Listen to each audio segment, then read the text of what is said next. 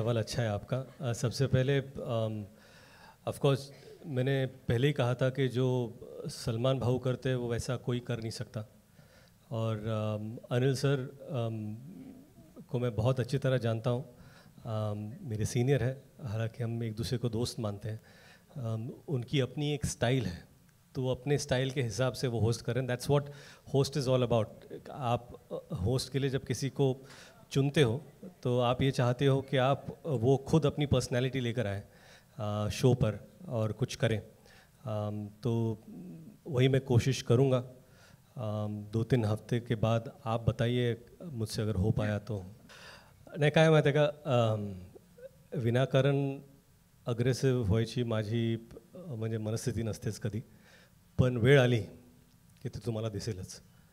आणि तुम्ही जर शो पाहाल तर सर्वप्रथम तुम्हालाच दिसेल ती।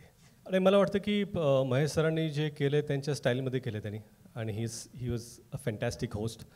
आणि आय थिंक मी सुरुवातच केली की to host Bigg Boss is an honour, and to do it after him also it's even a bigger honour.